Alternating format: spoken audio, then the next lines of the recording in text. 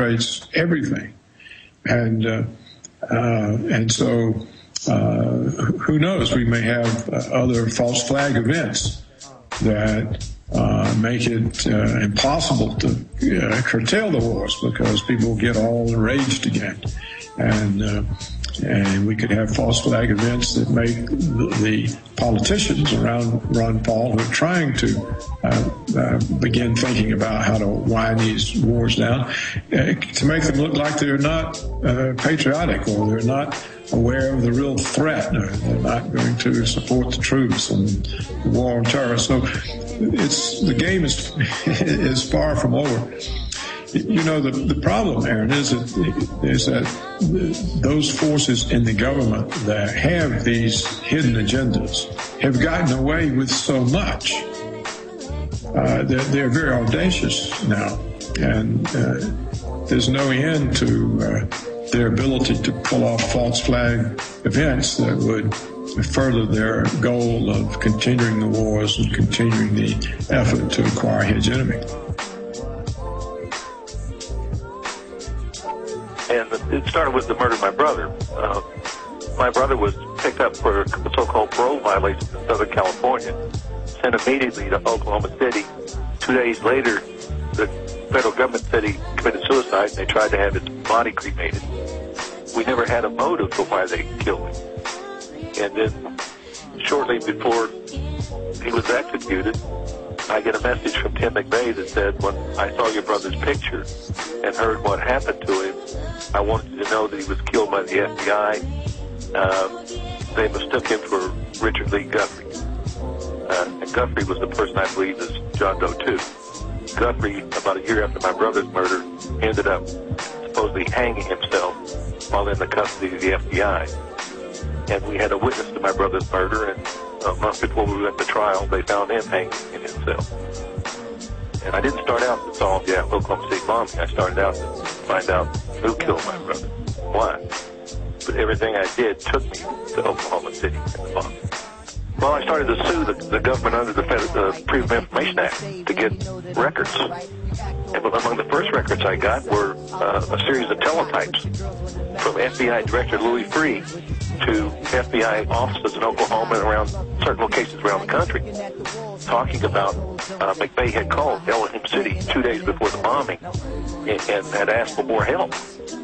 And an informant had intercepted that call and warned the FBI, advised the FBI. I had documents that showed that a government informant had actually gone to Oklahoma City with McVeigh and scouted the target 4 months before the bombing. And McVeigh told, and he fits the MO of this, Nichols and others, in sworn affidavits now, that he was part of a black op team, basically infiltrating militias, counterterrorism, but then it shifted to they were going to do some type of drill bomb or test, and then they just basically went and then set McVeigh up, which is what they classically do, correct? It has all the earmarks of having been a government operation, or it's not an operation, that's certainly one they knew about and were on top of it almost from the beginning. And then months later, Terrence Yakey, Cop of the Year, is being followed, calls his partner, says, I've been followed by the FBI. Then he's found in a field, tortured to death. And, of course, I mean, this is who you work for, government. This is what America is. Cop-killing scum. We'll be right back. Hey, what's your pension funds?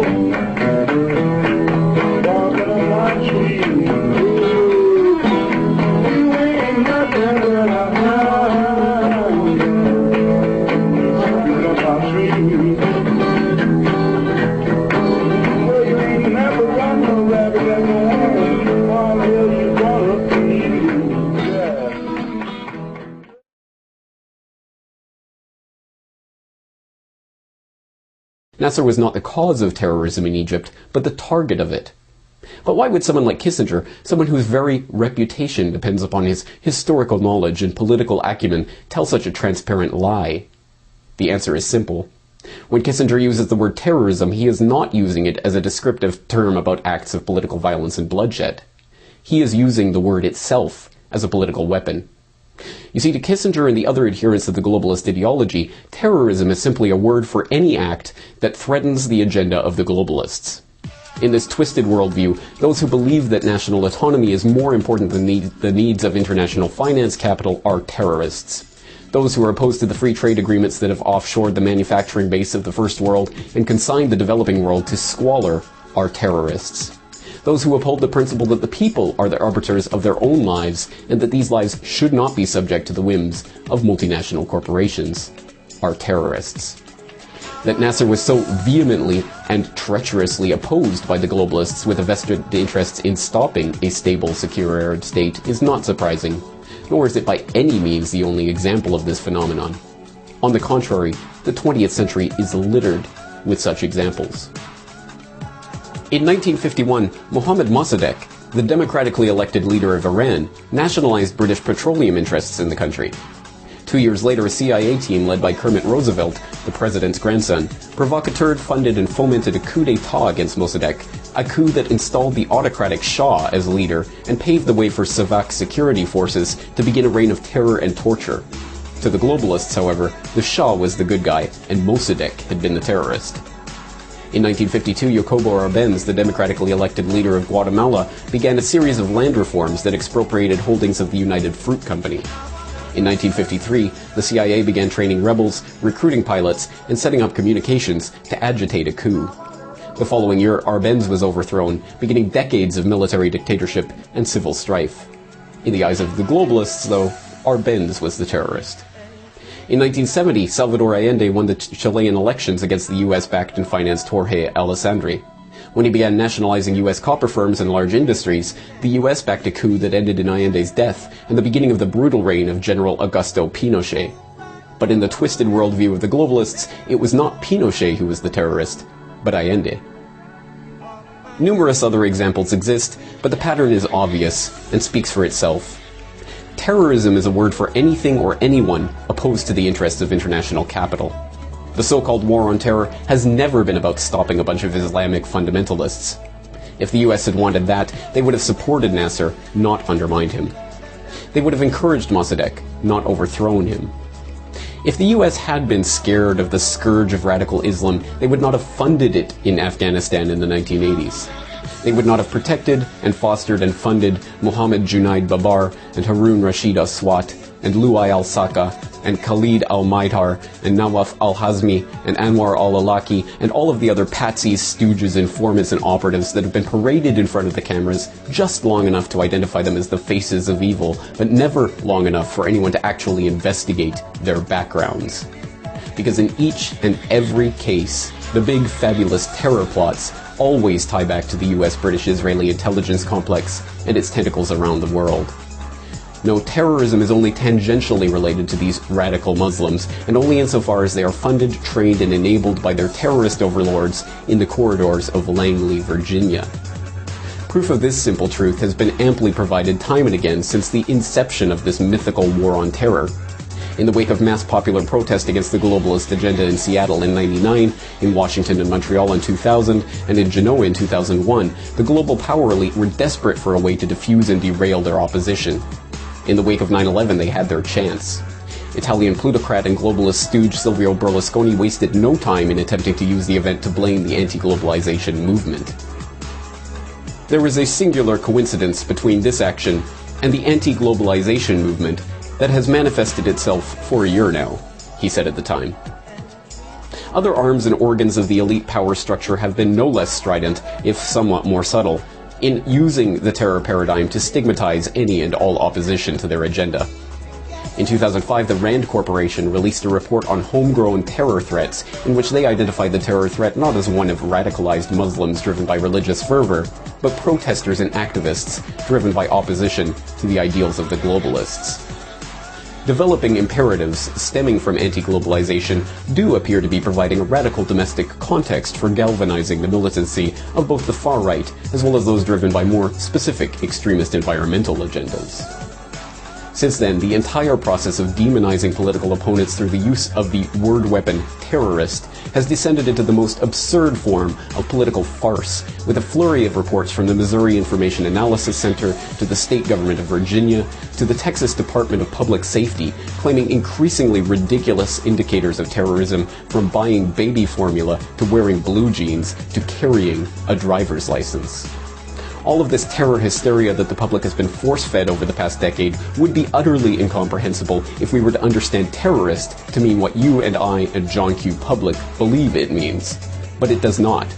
You see, in our modern world, terrorism is not terrorism. It does not describe a tactic. It is not about violence and bloodshed, suicide bombers, or Allah Akbar. It is not a word. It is a weapon. A weapon aimed at those who disagree with the aims of Heinz Kissinger and all of his Bilderberg CFR trilateralist ilk. Those who wish for the supremacy of a small, rich elite of financiers and multinational monopoly capital thugs. Terrorism is not a word, not a concept. It is a weapon that is aimed at you and me. And that, in the final equation, is our opportunity. We can point out that terrorism is a word, and it does describe the actions of the bloodthirsty elite who kill and maim the innocent, who start wars or overthrow governments or incite violence to achieve their aims. And in that simple action, the reclaiming of the word terrorism to identify the globalist kingpins who have been puppeteering international politics for generation after generation, we can disarm Kissinger and all the other pimps of the war on terror hysteria. For the Corbett Report in Western Japan, I am James Corbett. Now do you believe? What did you want? What are you doing here? Kill the Klingons! It's never us, isn't it? Done! When the lieutenant became unconscious, the alien lost energy. It subsists on the emotions of others. This one appears to be strengthened by mental radiations of hostility, violent intentions. It exists on the hate of others. To put it simply. And it has acted as a catalyst, creating this situation. In order to satisfy that need, it has brought together opposing forces in an effort to promote the most violent mode of conflict. We've got to get rid of it. And all hostile attitudes on board must be eliminated. The fighting must end, and soon.